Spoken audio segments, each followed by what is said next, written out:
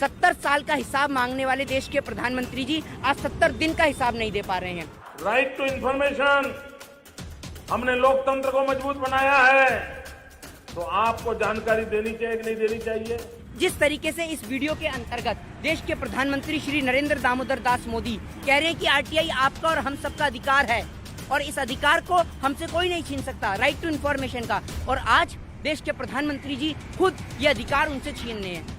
जब जानकारी छिपाई जाती है तब सवाल उठता है कि नहीं उठता है। एक मजदूर जो अपने घर की गुल्लक छोड़कर पीएमओ में फंड में अपना पैसा दे रहा है, आज जब उसके हिसाब मांगने की बारी आई तो प्रधानमंत्री जी मना कर रहे हैं। दाल में कुछ काला है कि पूरी दाल काली है, ये सवाल है। आरटीआई की धज्जियां खुद देश के प्रधानमंत्री उड़ा रहे हैं। अगर पीएमओ के फंड का हिसाब दे दिया तो अभी बिहार इलेक्शन है, बिहार इलेक्शन में भाजपा की सरकार कैसे खरीद फरोख्त का धंधा चलाएगी, कैसे एमएलए एमपीओ को खरीदेगी, कैसे सरकार बनाएगी। आप कह रहे हैं कि रिलीफ फंड की क्या जरूरत पड़ी? अरे प्रधानमंत्री जी तो टिड्डी के नाम पे फंड मांग लें कि भैया टिड्डे आ रहे हैं उनके नाम पे फंड दे दो हमें। प्रधानमंत्री जी का बस नहीं चल रहा। प्रधानमंत्री जी कहते हैं कि भैया टिड्डों को भगाने के लिए फंड चाहिए हमें, हमारे पास पैसा नहीं है। आपको एक एक रुपए का, एक एक पैसे का हिसाब देना पड़ेगा, क्योंकि ये पैसा आपका नहीं है कि आपने चाय बेच के पैसा कमाया हो। ये पैसा इस देश की गरीब जनता का पैसा है। ये आम का सीजन है, आप आम चूसिए, इस देश की गरीब जनता का खून मत चूसिए।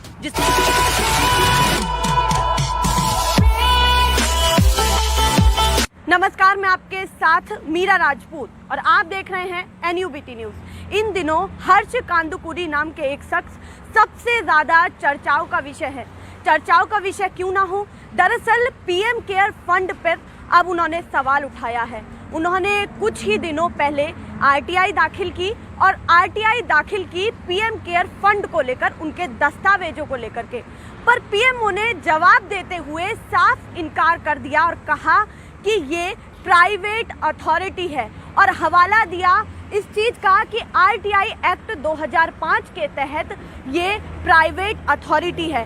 इसी विषय को लेकर के आज हमारे साथ हैं मोहित शर्मा, जो एक लॉ के स्टूडेंट हैं। और एक और चीज़ आपको बता देते हैं कि जो हर्ष कांदुकुरी हैं वो भी लॉ के छात्र हैं और मोहित शर्मा हमारे साथ इस समय मौजूद हैं, लॉ के छात्र हैं, साथ ही साथ एक्टिविस्ट भी हैं।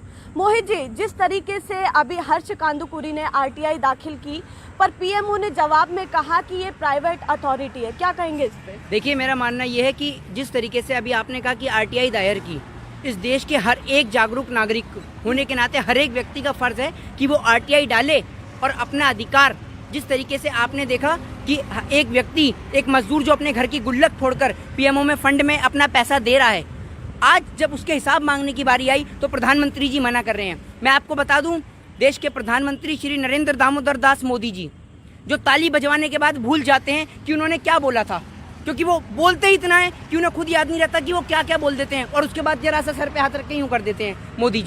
मोदी जी मैं आपको बता देता हूँ, राइट टू इन्फॉर्मेशन के बारे में एक बार आप भी बोल चुके हैं कि भाइयों और बहनों, ये अधिकार है आपका कि 6 महीने में आप सरकार से जानकारी मांग सकते हैं। तो आज पीएमओ के फंड का हिसाब हम क्यों नहीं मांग सकते? आरटीआई के जरिए हम उसका हिसाब क्यों नहीं मांग सकते? और आप एक बात बताइए कि जब एक व्यक्ति पीएमओ के फंड में पैसा दे सकता है, अगर वो 10 रुपये का भी फंड देता है, तो क्या आपने कभी उससे पूछा है कि वो 10 रुपये कहाँ से लाया है और कैसे लाया है? ये तो आप बड़ी जल्दी लेते हैं और हिसाब देने में आपको किस तरीके का दर्द हो रहा है? दर्द मैं बता रहा हूँ किस तरीके का हो रहा है। अगर पीएमओ के फंड का हिसाब दे दिया तो अभी बिहार इलेक्शन है, बिहार इलेक्शन में भाजपा की सरकार कैसे खरीद फरोख्त का धंधा चलाएगी, कैसे एमएलए एमपीओ को खरीदेगी, कैसे सरकार बनाएगी? तो मैं आपको बताना चाहता हूँ कि खरीद फरोख्त का धंधा चलाने के मारे देश के प्रधानमंत्री जी मना कर रहे हैं। ये आरटीआई यूँ कह रहे हैं कि ये प्राइवेट है, आप इसका हिसाब नहीं ले सकते। क्यों नहीं ले सकते हम हिसाब? ये हमारा हक है और हमारा अधिकार है और ये अधिकार हमसे कोई नहीं छीन सकता। 70 साल का हिसाब मांगने वाले देश के प्रधानमंत्री जी आज 70 दिन का हिसाब नहीं दे पा रहे हैं। और मैं आपको बताना चाहता हूँ कि देश के प्रधानमंत्री नरेंद्र मोदी जी जो कह रहे हैं कि आरटीआई के जरिए इसका हिसाब नहीं मिलेगा, तो आपको एक एक रुपए का, एक एक पैसे का हिसाब देना पड़ेगा, क्योंकि ये पैसा आपका नहीं है कि आपने चाय बेच के पैसा कमाया हो। ये पैसा इस देश की गरीब जनता का पैसा है। जब इस देश का किसान खेत में अनाज पैदा करता है, दिन रात अपना पसीना बहाता है और इस देश का बिजनेसमैन वर्ग अपना टैक्स देता है, तब ये पैसा आपको जाके मिलता है। और आप इस पैसे को कहीं भी खर्च कर देंगे, कैसे भी खर्च कर देंगे, ये आपका पैसा नहीं है और आपको इसका हिसाब देना पड़ेगा। देखिए, मैं आपको एक बात बताना चाहता हूँ, जिस तरीके से आपने आरटीआई का भी जिक्र किया, तो मैं आपको एक वीडियो दिखाना चाहता हूँ। ये वीडियो हमारे देश के प्रधानमंत्री श्री नरेंद्र दामोदर दास मोदी जी की है और उन्हीं के ये शब्द हैं। मैं आपसे अनुरोध करूंगा कि ये आप वीडियो सभी को दर्शकों तक पहुंचाने का प्रयास करें। देखिए आप इस वीडियो को। क्या भारत के नागरिक को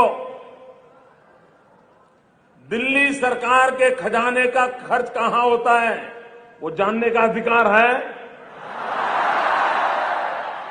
अगर देश के नागरिक को ये जानने का अधिकार है और अगर वो कोई पूछे कि भारत सरकार की तिजोरी के पैसे कहां खर्च किए गए, वो गुनाह है?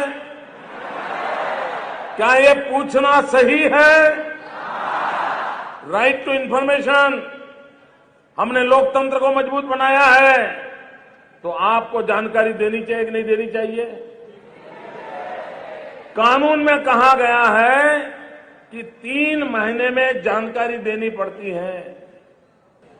भाइयों बहनों, जब जानकारी छिपाई जाती है तब सवाल उठता है कि नहीं उठता है कि दाल में कुछ काला है।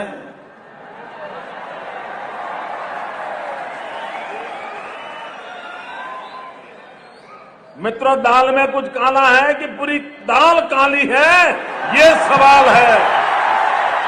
जिस तरीके से इस वीडियो के अंतर्गत देश के प्रधानमंत्री श्री नरेंद्र दामोदर दास मोदी कह रहे हैं कि आरटीआई आपका और हम सबका अधिकार है और इस अधिकार को हमसे कोई नहीं छीन सकता, राइट टू इन्फॉर्मेशन का, और आज देश के प्रधानमंत्री जी खुद ये अधिकार उनसे छीन रहे हैं। अरे मैं आपको बताना चाहता हूँ कि भाजपा सरकार क्यों दिन प्रतिदिन झूठ बोलती है और क्यों आप ये झूठ का बिगुल इस देश की जनता तक पहुंचाने का प्रयास कर रहे हैं। कानून आप बनाते हैं, धज्जियां आपके नेता उड़ाते हैं। इस लॉकडाउन के अंतर्गत लोग बाहर नहीं जा रहे, आपके सांसद क्रिकेट खेल रहे हैं, ठीक है। बेटी बचाओ बेटी पढ़ाओ की धज्जियां कुलदीप सिंह सेंगर और कथूरिया जैसे नेता उड़ा रहे हैं और आरटीआई की धज्जियां खुद देश के प्रधानमंत्री उड़ा रहे हैं हिसाब ना देकर। और आप एक बात बताइए प्रधानमंत्री जी, आपके नेता कहते हैं कि राहुल गांधी राजनीति कर रहे हैं, तो वो क्या था जो स्वच्छता अभियान के नाम पे कूड़ा उठा रहे थे? क्या आप कबाड़ी हैं? आज क्यों नहीं उठा रहे आप कूड़ा? देश के प्रधानमंत्री जी इस देश की जनता को तमाम मुद्दों से गुमराह करना चाहते हैं। और मैं आपको बता दूं कि अंधभक्त इतने बेवकूफ़ हो चुके हैं कि अभी मैं आपको बता दूं कि परसों न्यूज़ के अंदर दिखा रहे थे टिड्डे को लेकर, तो एक अंधभक्त बोलने लगा कि भैया लॉकडाउन में तो लोग घर से बाहर नहीं निकल पा रहे, तो ये टिड्डे कैसे आ रहे हैं? अरे भाई, इंसानों के लिए ही तो लॉकडाउन है, पशु पक्षियों के लिए थोड़ी लॉकडाउन है। तो मैं आपको बताना चाहता हूँ कि देश की जनता एक नासमझ हो चुकी है और देश की जनता को समझना होगा कि अगर हमें देश की अर्थव्यवस्था को बेहतर करना है, देश की इकोनॉमी को बेहतर करना है, तो ये हमारा अधिकार है, आरटीआई का अधिकार। इसमें आपने और हमने पैसा दिया है। प्रधानमंत्री जी हमारे भी देश के प्रधानमंत्री जी हैं और मैं भी देश के प्रधानमंत्री का सम्मान करता हूँ। पर जब प्रधानमंत्री जी आप इस देश की जनता को उसी के पैसे से, उसी की जानकारी लेने से गुमराह करेंगे, तो मेरा मानना यह है कि सवाल ज़रूर खड़े होंगे और इन सवालों का जवाब आपको देना होगा। और अगर आप जवाब नहीं दे सकते तो आप अपना इस्तीफा दे सकते हैं, पर आप इस देश की जनता को गुमराह ना करें कि वो इस देश की जनता को हिसाब नहीं देंगे। आप हिसाब क्यों नहीं देंगे? आप इस पैसे का करेंगे क्या? आप इस पैसे को इलेक्शन में खर्च करेंगे, नेताओं की खरीद फरोख्त में लगाएंगे, या आपने इस पैसे को कहाँ खर्च कर दिया? इस पैसे को आपने व्यापारिक मित्रों को दे दिया, अंबानी अडानी को दे दिया, या आपने पैसा फिर दोबारा से विजय माल्या, नीरव मोदी जैसे भगोड़ों को दे दिया कि ले जाइए इस देश का पैसा और जाके आप ऐश कीजिए विदेशों में? नीरव मोदी आज तक पैदल नहीं आया।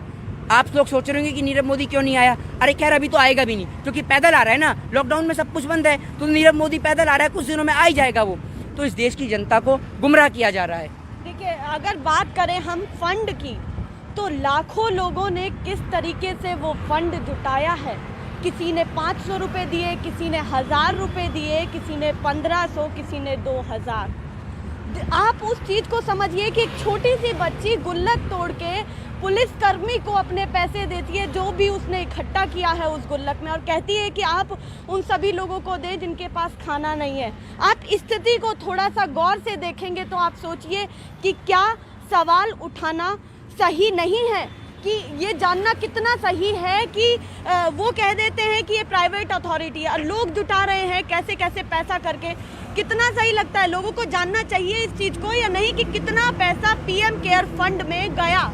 देखिए, मैं आपको बता दूं कि जब देश के प्रधानमंत्री जी ने इस भाजपा की गवर्नमेंट में आरटीआई के अंदर संशोधन किया गया, तब भी हम लोग चुप बैठे थे कि चलिए कोई बात नहीं। पर जब आज आरटीआई के जरिए पीएम फंड का पता नहीं चल रहा, हिसाब पता नहीं चल रहा, आप कह रहे हैं प्राइवेट है। किस तरीके से प्राइवेट है प्रधानमंत्री जी?